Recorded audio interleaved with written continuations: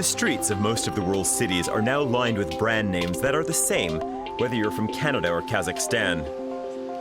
While global retail brands are making many streets look frighteningly similar, how we shop is still different. Fast or slow, ritualized or routine, shopping culture not only shapes nations, but in some cases becomes a country's whole identity. Once upon a time, it was music, art, literature, and architecture that defined a culture. But what about consumerism? Shopping might be seen as superficial, but from Tokyo to Moscow, it's arguably the defining cultural force of our time. I'm at the start of a 6-country journey that will chronicle how everything from politics to globalization is being shaped by the way we shop.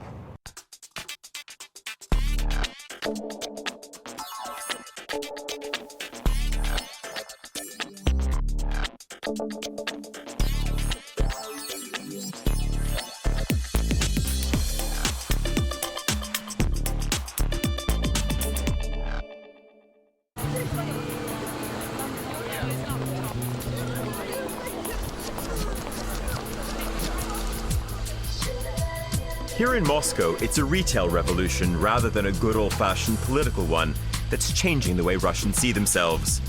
As usual with Russian revolutions, much of the action is taking place right here on Red Square.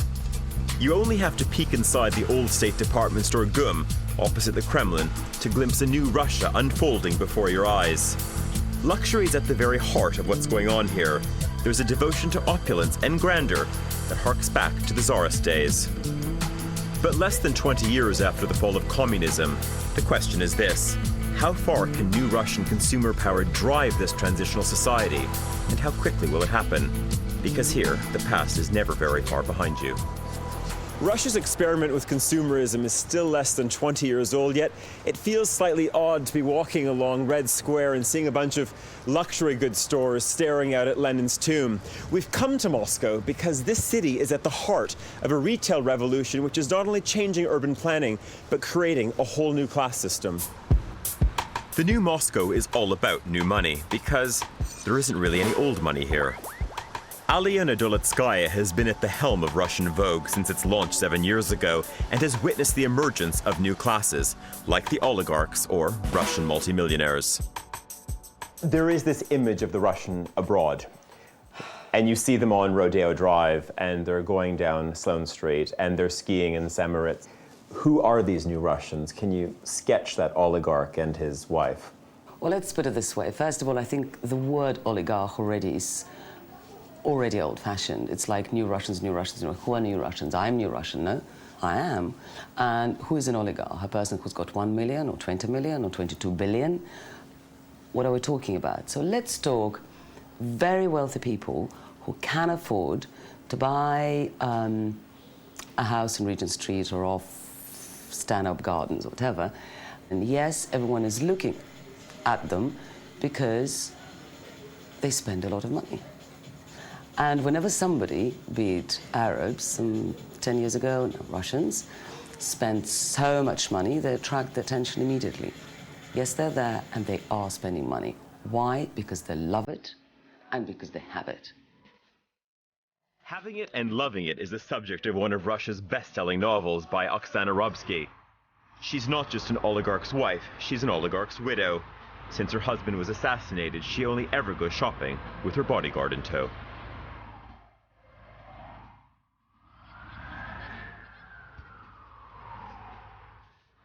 Tell me about the evolution that you've seen amongst your peers, the people that you spend time with over the last decade, the last 5 years, and maybe even the last 2 or 3 years. What has actually happened in Russian consumer culture? Вот, а если говорить о глобальном, о чем-то, то, конечно, эта эволюция произошла лет, наверное, 12 назад, 13 лет назад. То есть, когда менялся на уровне менталитета, если вы это имеете в виду. Когда люди стали понимать, по крайней мере, что они делают. А сейчас нет, я думаю, что как раз на уровне культуры потребления или еще что-то мы достаточно стабильны, потому что все эти обвинения в адрес, я не знаю, там, новых русских, о том, что они гуляют там в Куршавеле или там еще что-то, это абсолютно не имеет никакого отношения к деньгам. Это, я считаю, национальная черта характера. Князь Юсупов гулял в Монако с медведем в соседнем номере. Там, я не знаю, мы сейчас впрягаем там в Бентли лошадей. Нет, не мы, точно не мы, но такого плана. Это абсолютно это русская традиция, это наш характер. Это мои покупки, да? Да, спасибо вам за покупку. Ждем вас снова. До свидания. How does this manifest itself? Because for decades, Russians were unable to travel, and now you've got Chelsea, which has become Moscow's other suburb. So with Russians living all over the world, having new experiences, how is that going to change their spending and consuming habits? Ну, я думаю, что если говорить непосредственно о Челси и Англии, то их общество это меняет в лучшую сторону. Потому что, собственно, где было Челси раньше и где Челси сейчас, хотя я не очень в футболе разбираюсь. Вот. А что касается вообще такого русского вмешательства в мир, ну, я думаю, поскольку русский характер и русские люди, и русские деньги – это не что-то такое отдельное. Люди уже работают не для того, чтобы украсть сегодня и получить сегодня, а принимают участие в каких-то долгосрочных проектах. И мне кажется, что это как раз есть то самое развитие, да, о котором мы говорим. There's no getting away from the fact that, at home or abroad, Russians are heading the league tables for conspicuous consumption. Bentley sells more cars in Moscow than anywhere else in Europe, the brand having ousted the Mercedes 600 from the top spot as the new Russian millionaire's car of choice. After some time, people understand that hidden things tells more about your style and wealthy than show-off cars. And I think Bentley, that's why people choose Bentley, because it's a unique brand which combines super exclusivity and I would say the hidden luxury as well. So is this new culture of make it and spend it simply a return to the past? The behavior of this new Russian consumer, is it a product of just the last decade, or could we rewind 85 to 90 years and the same thing would have happened? Is that part of the Russian DNA, or is that a creation of the last decade? To tell you the truth, if we wind back, 85, 90, and if you take Russian dvoryanstvo, which is sort of aristocracy and round aristocracy, people who did have money, who did have land, who did have anything they needed, very good assets, they would send their personal shopper, they didn't call him that way, to Paris and get the hat by the latest train to go into the, to the reception with the Tsar, just to have the latest hat. So I think there is something in DNA there. Do you think there's a new consumer stratum being created in Russian society? Just like in Japan, you have young girls who live with their parents and can spend a lot of money on luxury goods. Is there a similar woman in this country who almost doesn't exist anywhere else?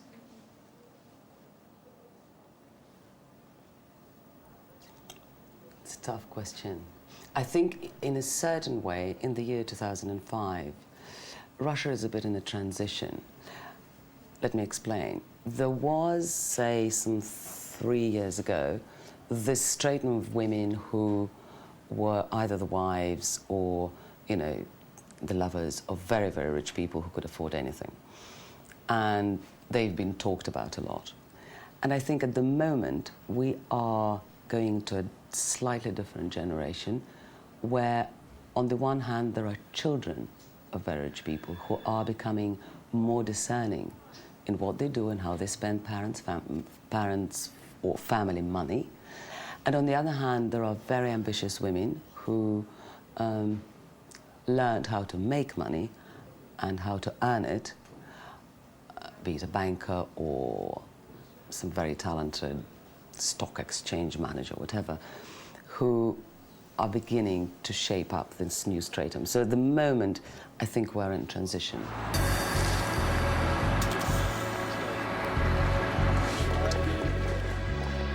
And though the wealth is still concentrated at the top, there is a new, growing professional class here who are enjoying spending their earnings. Not just women, but men too. The main change is a change of mentality. mentality, not only consumers, but all the people who live here in Russia, in Moscow especially. This mentality has changed very much, very much. First of all, this is an attitude toward the life, the style of life. Last 5 years, we can see that we have a very new feeling of consumer culture. So I think the main idea of consumer culture here in Russia is so that we did or we have done a very fast jump from absolutely nothing, total nothing, to total everything. The specter of nothing on the shelves still haunts people here. The State Department store GUM has been witness to the ups and downs of Russia's retail history. Having survived the revolution, by the 50s it was one of only a few places where there were any goods to buy. Muscovites loved it and flocked to it, but by 1992, like the Soviet economy, it had nothing much to offer. За всем очередь, в принципе. Так что стоять на очередь в основном уходит время. Может быть, час в день или побольше? Иногда бывает, что и больше, смотря зачем стоишь. Поэтому иногда бывает, что стоишь и 5 часов, если нужно что-то очень хорошее. The fall of communism brought forth a new kind of revolutionary in the form of showman and visionary Mikhail Kuznarovich, who relaunched the store. Смирно! Салют!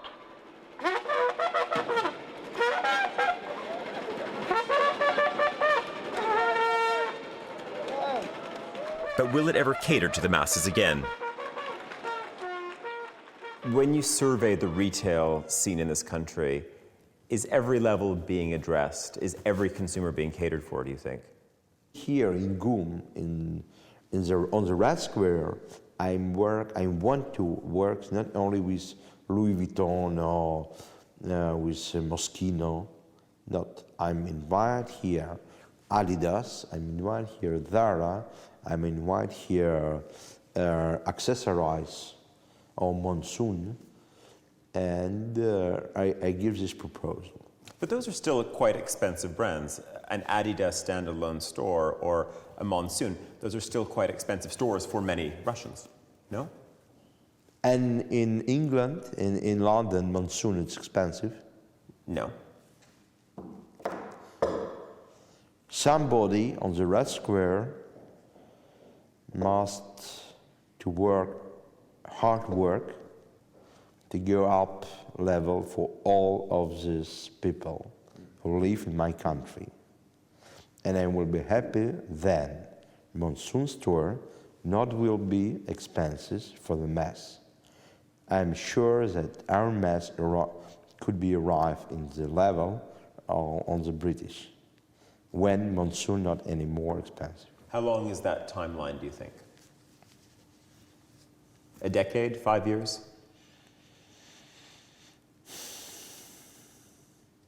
Not easy question, not easy answer. But just your feeling as a retailer and how things are going, and if everything is stable enough, is it? Well, I have 13 years experience. We'll be happy if in 25th anniversary of my experience, it could be done.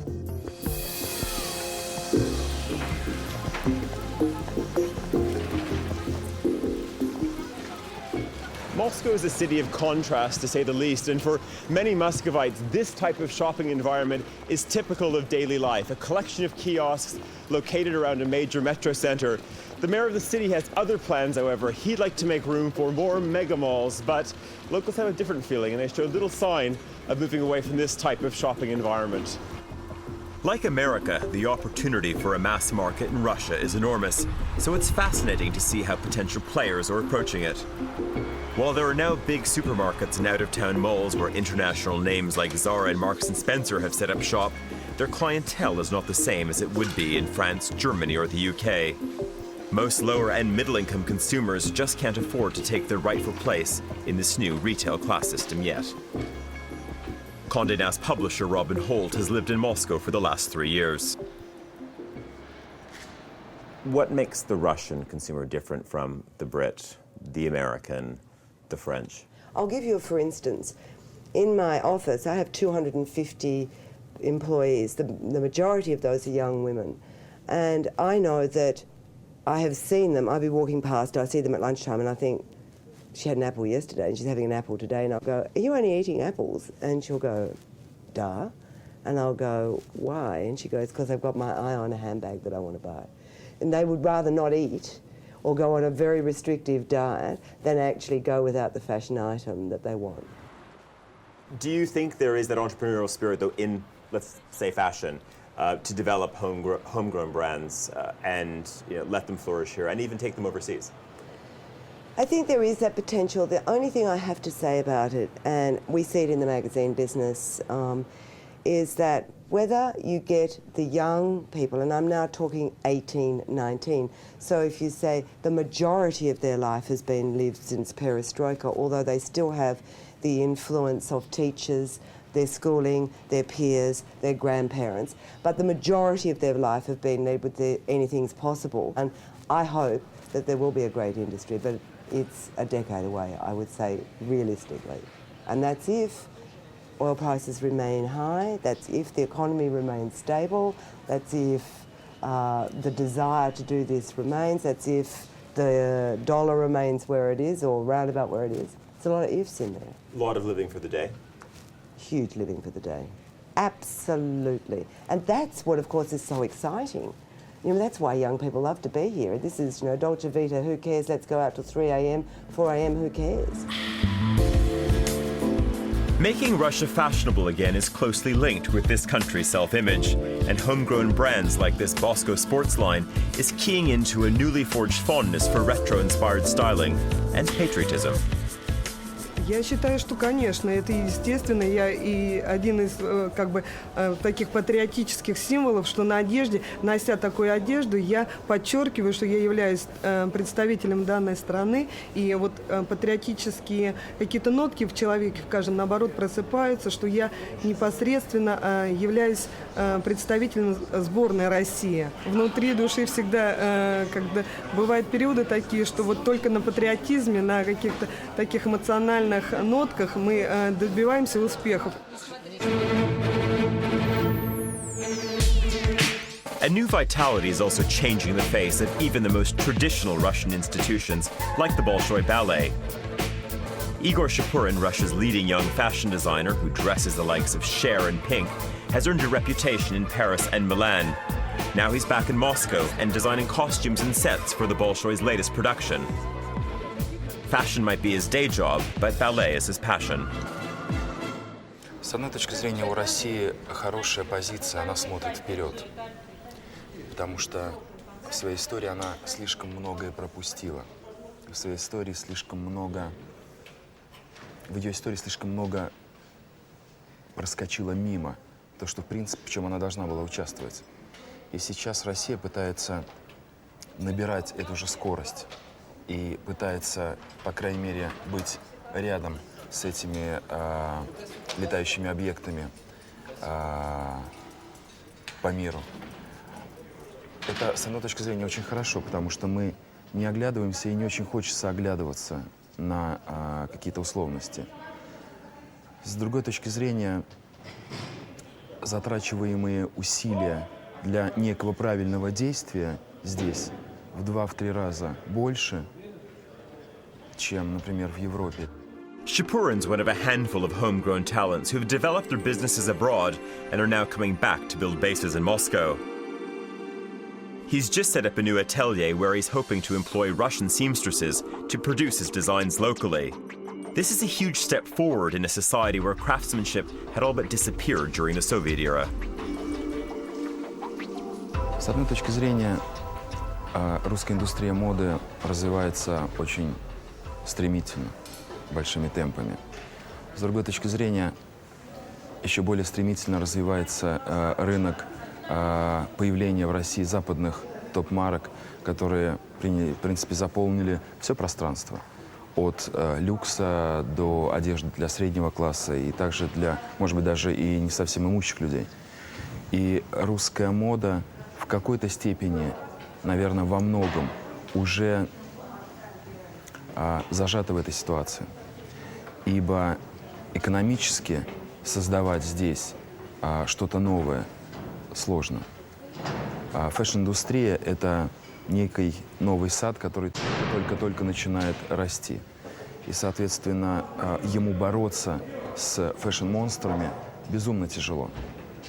Но самое главное, какой барьер преодолела русская мода, это то, что русские потребители не считают неприятным, не считают больше неприятным носить русский товар, русскую продукцию. И это замечательно, это очень большая победа. 92-93 год слово «русское» в неком продукте это считалось просто дурным тоном.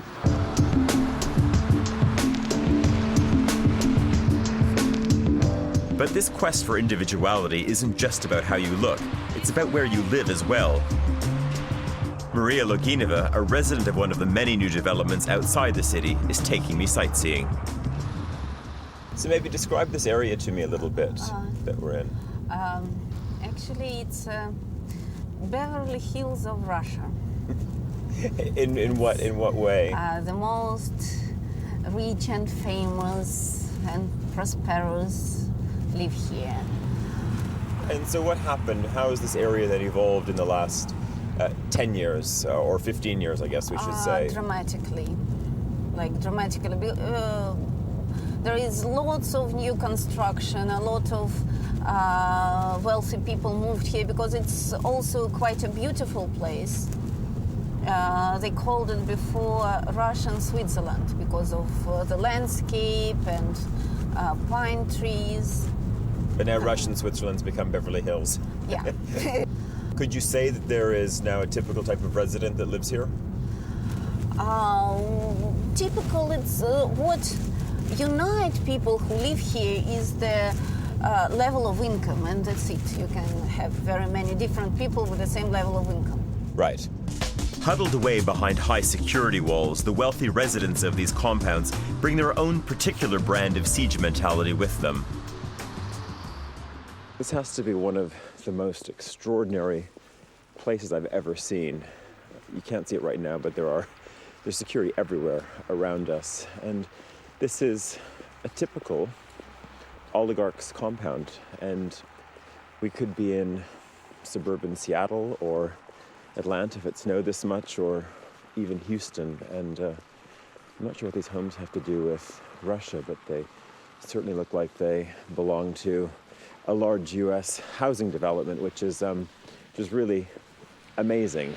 And just the level of paranoia, because just behind our camera there are tons of men with big sticks and Kalashnikovs, so it's all rather fascinating and terribly paranoid as well.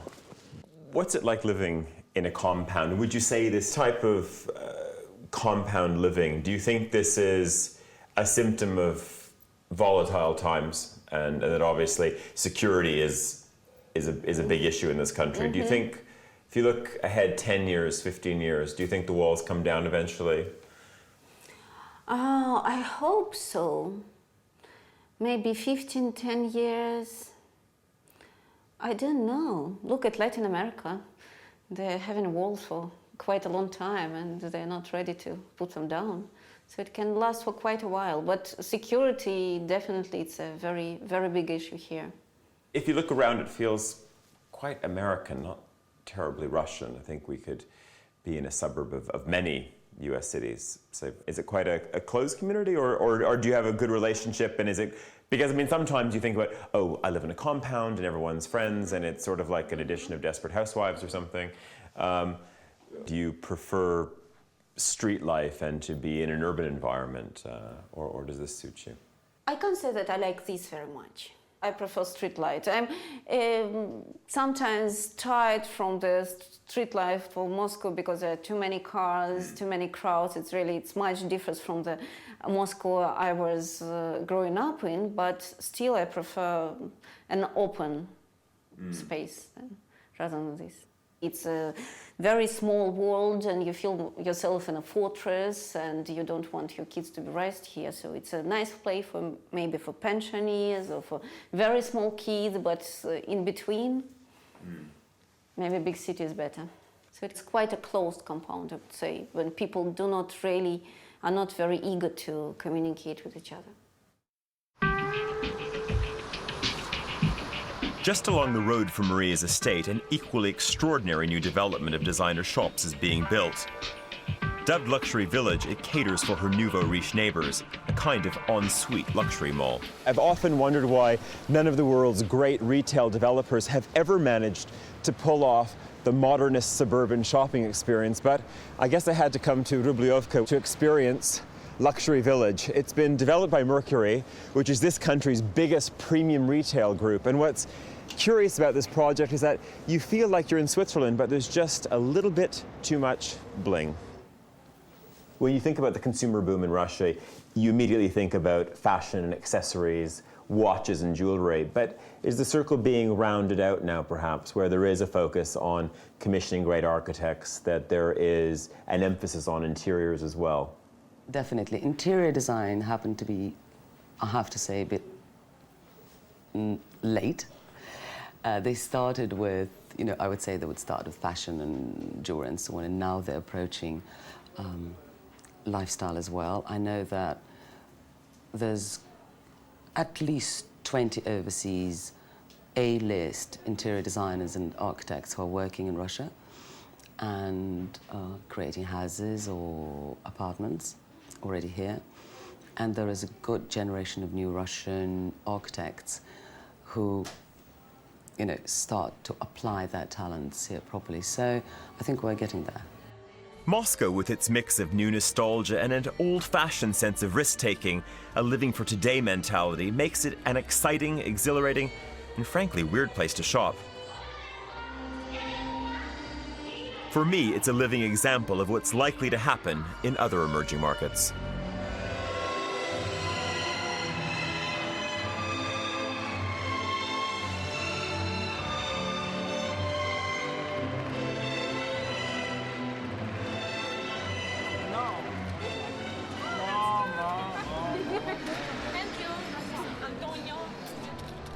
Water cooler chat is very interesting because it is very divided between young people who think that anything's possible and other young people who are waiting, as their grandparents say, for the bubble to burst. So we've still got this mixture of but it could all disappear tomorrow, so why not live today? Well, that's it from Moscow. I'm off to Stockholm to look at retail at its most democratic.